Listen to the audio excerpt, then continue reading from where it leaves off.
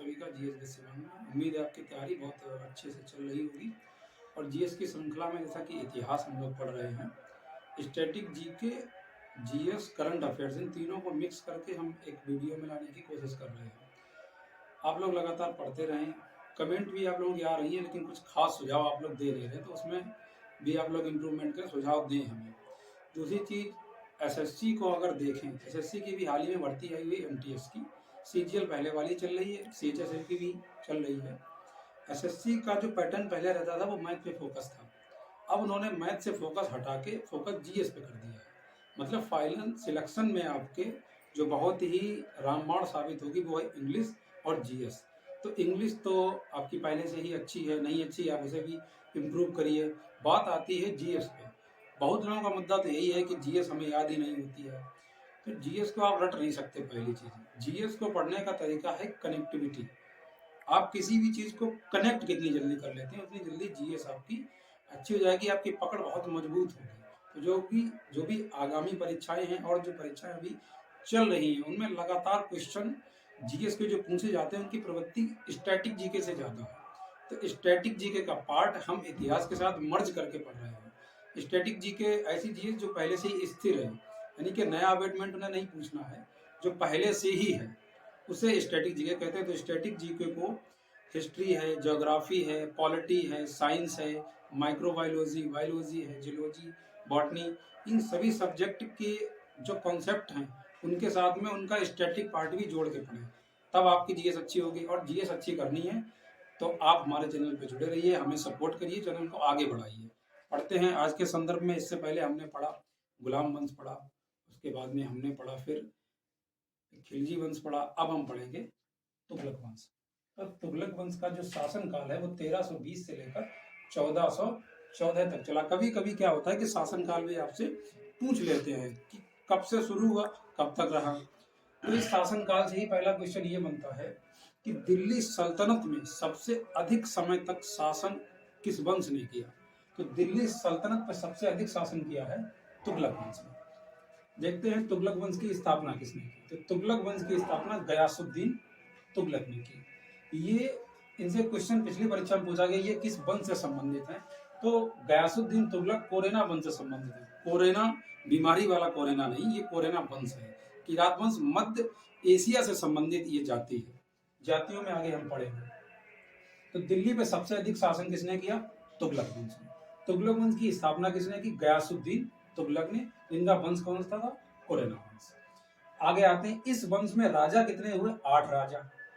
बहुत important question इस वंश से ये जो अभी पूछा गया है कि यह मकबरों का काल कहा जाता है। जिस वंश में ज्यादा राजा होंगे, जब वो उनकी मृत्यु हो जाएगी तो मकबरे भी तो उनके ही ज्यादा बनेंगे। तो लॉजिकल क्वेश्चन है कि जिस वंश में ज्यादा राजे ज्यादा मकबरा। तो सीधा क्वेश्चन ये है कि सबसे अधिक मकबरे किस वंश में बने? दिल्ली सल्तनत पर, तो तुगलक वंश में, क्योंकि 8 राजा हुए तो ये मकबरों का काल भी कहा जाता है। आगे आते हैं, 29 बार मंगोलों के आक्रमण हुए गयासुद्दीन तुगलक के शासनकाल में। मंगोल जो थे ये चाइना साइड से आते थे, चीन, जिसे ड्रैगन का देश भी कहते हैं। वहां पे एक मरुस्थल है, उस मरुस्थल में एक जाति पाई जाती है, जनजाति, उस जनजाति को कहते हैं मंगोल। तो सबसे ज्यादा मंगोल के जो आक्रमण हुए वो कहाँ हुए? तुगलक वंश के शासन काल में वो आक्रमण हुए, क्योंकि चाइना की जो नीति है वो विकासवाद की नीति, मतलब निरंतर प्रसार करते रहो। ये अभी से नहीं है, ये बहुत पहले, देखो हम कहाँ पढ़ रहे हैं 1320 में, लेकिन नीति अभी भी वही है, लगातार विकास करें, अपनी जो जमीन है उसका जो अधिपत्य है वो आगे ही बढ़ाते चले जाएं। तो उसके आगे क्वेश्चन आता है क्या कि कुओं व नहरों का निर्माण कराने वाला पहला राजा। दिल्ली सल्तनत पर मुख्यतः ये पहला राजा ऐसा हुआ, गयासुद्दीन तुगलक, जिसने कुएं और नहरों का निर्माण कराया। नहरें कृषि के लिए बनेंगी और कुएं आम आदमी के लिए बनाई जाएंगी। अगला क्वेश्चन पढ़ते हैं, इनकी मृत्यु कैसे हुई। तो मोहम्मद बिन तुगलक, इनकी मृत्यु में 2 चीजें हैं। पहली यह है कि मोहम्मद बिन तुगलक ने एक लकड़ी का फार्म हाउस टाइप का बनवाया था, जहां से ये आक्रमण करने के दौरान लौटे थे, तो इनका हाथी उस पर चढ़ा, वो टूट गया और वहां मृत्यु हो गई। दूसरा ये है कि निजामुद्दीन औलिया, जो उस टाइम के सूफी संत रहे होंगे, उनके श्राप से भी मृत्यु हुई। तो जैसा ऑप्शन हो आप वैसा लगाएं। इनसे संबंधित क्वेश्चन पूछा जाता है कि जनाब दिल्ली अभी बहुत दूर है। यह बात किसने बोली थी? निजामुद्दीन औलिया ने बोली थी, इन्हीं के लिए, गयासुद्दीन तुगलक के लिए। तुगलक वंश में एक अगला राजा जो हुआ मोहम्मद बिन तुगलक, इन पे एग्जाम का बहुत फोकस रहता है। मोहम्मद बिन तुगलक के एग्जाम में इसलिए फोकस रहता है कि दिल्ली सल्तनत पर सबसे अधिक पढ़ा लिखा राजा कौन हुआ? मोहम्मद बिन तुगलक। आगे बढ़ते हैं। तो मोहम्मद बिन तुगलक आ गए, MBT मोहम्मद बिन तुगलक। मोहम्मद बिन तुगलक का अन्य नाम क्या था? जौना खान। और इनकी उपाधि क्या थी? पागल बादशाह। आधुनिक भारत में अगर पागल बादशाह आप किसी को बोलते हैं तो वो है एलॉन मस्क, जो टेस्ला कंपनी से संबंधित है। अब जब आप चले जाते मध्यकालीन भारत में, तो तब बोलते पागल बादशाह किसे? मोहम्मद बिन तुगलक को। दिल्ली शासन में सबसे ज्यादा पढ़ा लिखा राजा कोई हुआ तो वो हुआ है मोहम्मद बिन तुगलक। इन्होंने आमिर एकोही और दीवान एकोही नामक 2 विभाग बनाए, जो कृषि की देख रेख के लिए बनाए गए थे। जैसे अपना अभी कृषि मंत्रालय है, ये उस टाइम की बात है। राजधानी इन्होंने दिल्ली से देवगिरी ले गई। ये बहुत अच्छा क्वेश्चन है कि दिल्ली सल्तनत में वह कौन सा राजा हुआ जो अपनी राजधानी दिल्ली से देवगिरी ले गया था? तो मोहम्मद बिन तुगलक ले गए। सांकेतिक मुद्रा का इन्होंने प्रचलन किया। अच्छा, पागल बादशाह इन्हें बोला क्यों जाता है? थे तो ये बहुत पढ़े लिखे, लेकिन इनकी जितनी भी योजनाएं इन्होंने बनाई वो सब असफल रही। अब देखें हम, इनकी राजधानी दिल्ली थी। इनके मन में सोचा कि दिल्ली से राजधानी ले जाते हैं देवगिरी, दौलताबाद जैसे बोलते हैं। जब ये राजधानी दिल्ली से देवगिरी ले गए तो जाने के लिए रास्ता चाहिए। उन्होंने पहले सड़क बनवाई। जब सड़क बनवाई और जब ये देवगिरी पहुंच गए तो वहां प्लेग की बीमारी फैल गई, तो वहां पैसा बेकार हुआ, ये पुनः दिल्ली आ गए। उसके बाद इन्होंने सांकेतिक मुद्रा का प्रचलन किया। उसके बाद इन्होंने क्या किया? सांकेतिक मुद्रा का प्रचलन करने के बाद में इन्होंने फिर कांसे के सिक्के चलाए। जब कांसे के इन्होंने सिक्के चलाए, लोगों ने कांसे के सिक्के घर पे ही बना लिए। जब घर पे कांसे के सिक्के बना लिए, तब इन्होंने क्या किया कि ऐसा करो, मुद्रा को बदल दो। फिर उन्होंने क्या योजना चलाई कि कांसे के सिक्के देके जाओ और चांदी के सिक्के हमसे लेके जाओ। तो इनके इन कामों की वजह से इन्हें क्या बोलते हैं? पागल बादशाह। थे तो पढ़े लिखे, लेकिन इनकी सारी योजनाएं व्यर्थ रही, कोई भी योजना इनकी सफल नहीं रही। हिंदू त्योहारों में ये भाग लेता था, विशेषकर होली। तो क्वेश्चन है कि दिल्ली सल्तनत का कौन सा सुल्तान होली में भाग लेता था? तो कौन लेता था? मोहम्मद बिन तुगलक। सती प्रथा पर भी इन्होंने जोर दिया, तो सती प्रथा जो थी उस पर भी इन्होंने प्रतिबंध लगाया। इब्न बतूता, क्वेश्चन आता है कि इब्न बतूता किसके शासनकाल में भारत आया?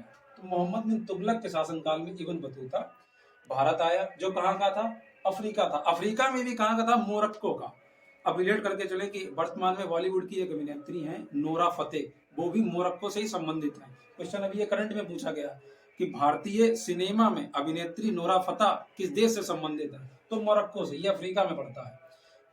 इब्न बतूता ने आके यहाँ एक पुस्तक भी लिखी, रहला नामक पुस्तक। किसने लिखी?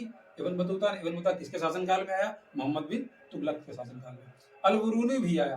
अल-बरूनी ने कौन सी पुस्तक लिखी? तहकीक-ए-हिंद। क्वेश्चन ये बहुत अच्छा पूछा जाता है कि तहकीक-ए-हिंद नामक पुस्तक किसने लिखी? अल-बरूनी ने लिखी। 1351 में मोहम्मद बिन तुगलक की मृत्यु हो गई थी। एक क्वेश्चन और अच्छा है, राजमुंदरी अभिलेख। राजमुंदरी अभिलेख के अनुसार इनकी उपाधि क्या है? तो दुनिया का खान राजमुंदरी अभिलेख के अनुसार किसे कहते हैं? मोहम्मद बिन तुगलक को। तो ये तुगलक वंश का पूरा ओवरव्यू हो गया, जहां से क्वेश्चन बनते हैं। इसके आगे की श्रृंखला हम आगे आएंगे। अब एक छोटी सी ट्रिक इसके साथ में, ट्रिक है SSC। वैसे तो SSC वो है स्टाफ सिलेक्शन कमीशन, लेकिन यहाँ पढ़ते हैं SSC से हमने क्या बनाया है। इस वाले यस से बना सर्वोदय दिवस, इस वाले यस से बना शहीद दिवस, और इस सी से बना कुष्ठ रोग निवारण दिवस। ये तीनों दिवस 30 जनवरी को पढ़ते हैं। अब आप थोड़ा कंफ्यूज यहाँ पे हो रहे होंगे कि शहीद दिवस आपने 23 जनवरी को भी पढ़ा है और शहीद दिवस हम 30 जनवरी को भी बता रहे हैं। उसके पीछे तथ्य ये है, 23 जनवरी वाला जो शहीद दिवस है वो भगत सिंह, राजगुरु और सुखदेव को जो फांसी दी गई थी उनकी याद में मनाया जाता है। जब भी आपसे पूछा जाए कि शहीद दिवस महात्मा गांधी की याद में कब मनाया जाता है, तब आप बताएंगे 30 जनवरी। तो इस छोटे से वीडियो में हमने तुगलक वंश का ओवरव्यू लिया। मोहम्मद बिन तुगलक को बहुत अच्छे से पढ़ा। हो सके तो आप इसका नोट्स भी बनाते चलें लगातार, कि ये छोटा सा नोट्स बनेगा, लेकिन परीक्षा के समय में जब समय कम होता है तो आपको रिवाइज करने में आसानी रहेगी। ये ट्रिक है, इसे आप अलग किसी कॉपी में लिखते चलें स्टैटिक जीके के नाम से। तो इस वीडियो को लाइक करें, चैनल को हमारे सब्सक्राइब करें, इसे शेयर भी जरूर करें और चैनल पे अपना सपोर्ट जरूर दिखाएं, क्योंकि बिना सपोर्ट के कुछ भी हो पाना संभव नहीं है। ऑफलाइन तो हम पढ़ाते ही हैं, ऑनलाइन आपके लिए मौजूद हुए हैं, तो आप हमें अपना सपोर्ट जरूर दें। धन्यवाद।